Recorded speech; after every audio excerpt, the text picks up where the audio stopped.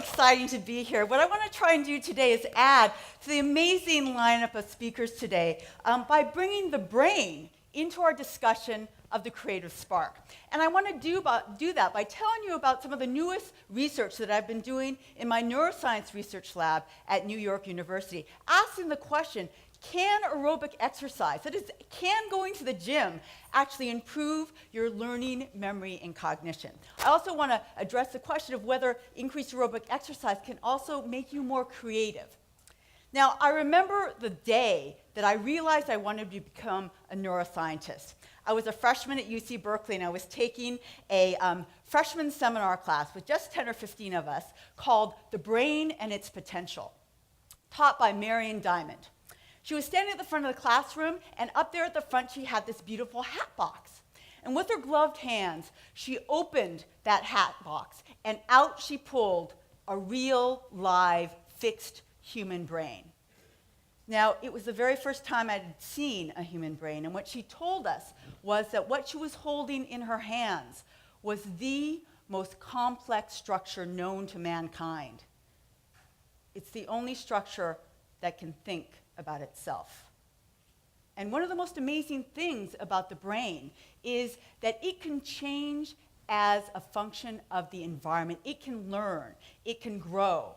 And I thought that was the coolest thing I'd ever heard in my whole life. And I didn't know it that day, but that idea of the brain and its potential and what's called neuroplasticity, the ability to change as a function of the environment, was going to become my life's work in science. And that's what I want to tell you about today. So I started out studying a structure in the brain called the hippocampus, really important for long-term memory. But more recently, I've become interested in how exercise can actually improve our learning, memory, and cognition. And I got interested in that not because I read a paper or went to a talk. I went to the gym. When I turned 40, I decided I wanted to get in the best shape of my life, and I went to the gym. And the class that I found that kept me coming back to the gym on a really regular basis was a class called Intensati, developed by this amazing fitness instructor named Patricia Moreno in New York City. Now, Intensati is unique because it takes physical movements from kickbox, dance, yoga, and martial arts, but the unique part is that it pairs each physical movement with a positive spoken affirmation. What do I mean by that? So in Intensati, we don't just punch, we say, I am strong now, and the class says it back to you. So what happens is that you not only get that great aerobic exercise, but because you're speaking out, you actually get an increase in aerobic output, and it makes you feel great. So the bottom line was I got in great shape, but there were two amazing benefits that I noticed. One was that I had this amazing motivation. I felt like $1 million after I came out of this class, and I couldn't wait to go back. And I thought, my gosh, Patricia Moreno is an amazing teacher to instill that kind of motivation. And then I thought, well, wait a second, I'm a teacher. I wonder if my students feel that way after my neuroanatomy class.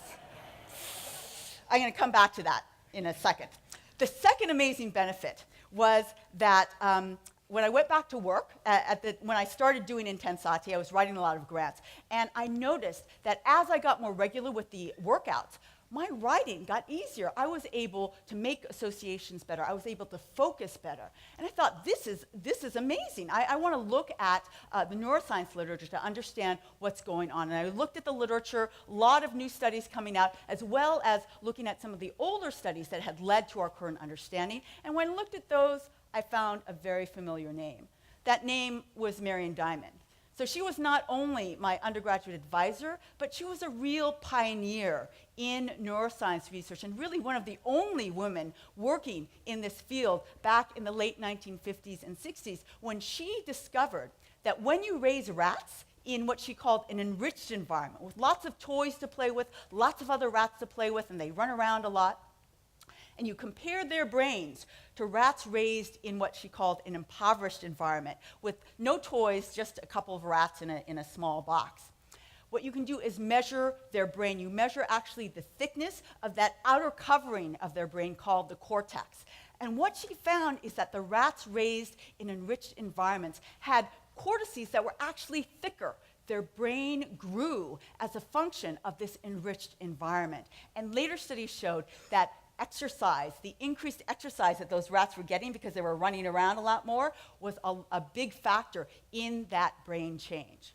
So I thought, okay, this is an area that I really want to get to know. And as a professor, the best way to get to know a topic area is to teach a class. So I decided I'm going to teach a class at NYU called Can Exercise Change Your Brain? And I decided because I got inspired to do this because of exercise, I thought, wouldn't it be great if I could bring exercise into the classroom and not only teach students about what exercise is doing to their brain, but also teach them, kind of have them experience what exercise felt like. So I thought I could do this. So I decided to go to the gym, and of course, I loved Intensati. So I became a certified Intensati instructor and a certified fitness instructor. And I could tell you, oh, it was so hard. You know, I was teaching classes, I was writing grants. But the truth is, it was so much fun. It was really fun because I got to learn a whole new way to move, a whole new way to motivate students. And at the same time, I stayed in great shape. So there was nothing better. So I had this class. I was going to teach an hour of aerobic exercise. I trained for 6 months to be able to teach in front of this class. I'd never done this before, but I thought it'd be fun. So teach an hour of aerobic exercise, an hour of Intensati, followed by an hour and a half lecture on the effects of exercise in the brain. But then I realized I had my first study right there. My students could be my subjects in my first study. All I had to do was test them cognitively at the beginning, at the end of the semester, and compare their performance to a class that didn't exercise and ask whether, in fact, exercise could improve their cognitive performance. So that's exactly what I did. And before I tell you what our prediction was and what our results were, I just want to take you back for a moment to September 7th, 2009, which was the first day of this Can Exercise Change Your Brain class. And it's seared in my memory, mainly because I was really scared and nervous. I give many, many lectures. I love giving lectures, but this one I was very nervous. Why? Because my goal was to actually try and inspire these kids to love exercise in the way that Patricia Moreno inspired me, but also inspire them to love neurobiology and the brain and plasticity, the way that Marion Diamond inspired me.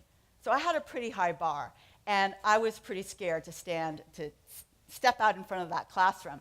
But I have to say, I think the students were a little bit scared too. They'd never come to a class where the instructor came in workout clothes. They'd never sweated in front of their professor. And I got a lot of nervous laughter when I told them that they were going to have to say positive affirmations. No, not say, yell positive affirmations in class.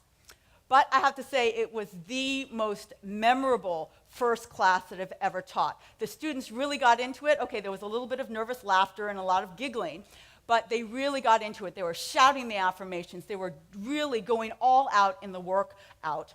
And the best thing is that motivation and that inspiration oozed over into our our lecture part, and they remained engaged, asked lots of questions. It was a fantastic first class and a fantastic semester. So what did we find? So our prediction goes back to that structure that I said was important for long-term memory, the hippocampus. It goes back to the hippocampus because the hippocampus is one of only 2 brain structures where new brain cells, new neurons are born. So you and I have shiny new hippocampal cells being born in our hippocampus. But the cool thing is that experimental studies in animals have shown that increased aerobic exercise can actually enhance the birth of those new hippocampal neurons and make them live even longer. So our prediction was that this increase in aerobic exercise in my NYU students would actually improve their learning and memory, improve their ability to learn new pieces of information, and improve their ability to retain those new pieces of information. Did we find that? Well, we tested them on a whole battery of different cognitive tests. And what we found was one significant improvement in my class. And that improvement was in the ability to encode new long-term memories. What task was that? It was a complicated task. It was actually a quite difficult task. Students were given a really complex geometrical image. It was like an Etch-a-Sketch image. And then after a delay, they would have to discriminate between that Etch-a-Sketch image and one that looked very, very similar to it. my students got significantly faster at identifying the correct image that they saw before. So they're able to separate out things that are coming in your memory. For example, you're meeting lots of new people here today, and so you might be better if you exercise and come to my class at differentiating between the faces of different people that you meet today. So that's a very, very useful thing to be able to do. So is this new? What is new about this? Well, it's new and exciting because I have to say we are certainly not the only people, my lab is not the only lab interested in the effects of exercise. But the majority of the work has been done on looking at the effects of exercise in the elderly population. Why? Because cognitive decline is a major health issue in the elderly, not to even mention Alzheimer's disease. The exciting news in the elderly population is that increased aerobic exercise has clearly been shown to improve cognition. So that's great, but the idea there is that there's decline already, so you have a little bit of room to see improvement. What about my healthy, young, very smart NYU neuroscience majors? They're at the peak of their cognitive abilities, as are you and I. Could exercise actually help us? Our studies suggest that yes, they can. Now, we're not only interested in in learning, memory, and cognition, but there's a really exciting link to the topic of today's conference, that is creativity. And that comes from one of the newest directions of study of the hippocampus. We've known for a very, very long time that exercise can improve, that the hippocampus is important for long-term memory. But recent studies have suggested the hippocampus is also important for creativity and imagination. Why? Because because patients with hippocampal damage have significant impairments at being able to imagine new situations. So we ask a patient with hippocampal damage, describe for me a tropical beach scene. They've never been to a tropical beach. They have they can't barely say anything about sand or water, whereas the control subject would be able to tell you about the white sand and the corona in their left hand with the umbrella in it, all these different details. So the idea is the hippocampus is not only important for putting new associations in mind that help you remember the events like this in your past, that will be in your past, but also important for putting new concepts together in unique ways, the basis of both creativity and imagination. So what we want to do, we haven't done this, is to look at the effects of exercise not only on learning memory, but on increased creativity as well. So what's the bottom line here? The bottom line is simple. Increased aerobic exercise can improve learning, memory, and possibly creativity. What's more to know? Everybody wants a magic pill to get smarter.